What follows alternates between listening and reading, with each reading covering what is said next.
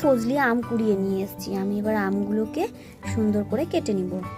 আমগুলো কেটে নিয়েছি। আমগুলো যেহেতু কালকের কুড়ানো, একটু কেমন। কড়াইয়ে তেল দিয়ে দিব, অল্প একটু দিব একটুখানি সর্ষে আর শুকনো লঙ্কা ফোড়ন।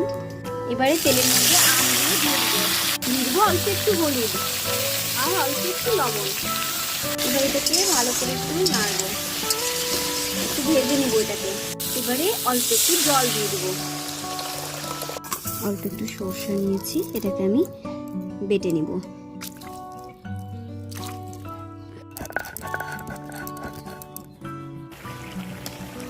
আমগুলোকে আমি আর একটু সেদ্ধ করে নেব। টকটা ফুটে উঠেছে। এবারে এর মধ্যে আমি দিয়ে দেবো অল্প একটু সরষে বাটা।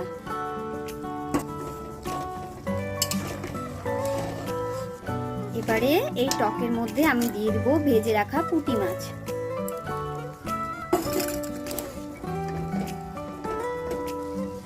যারা খুব টক খেতে পারো না, এক ফোঁটা চিনি ফেলে দেবে, তাহলে পরে টেস্টটা ব্যালেন্স হয়ে যাবে।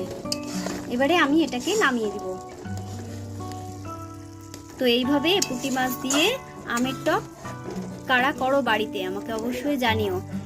কেমন লাগলো আমার আজকের একদম হালকা পাতলা টকের রেসিপিটা, অবশ্যই জানিও। ওকে বাই, সবাই ভালো থেকো।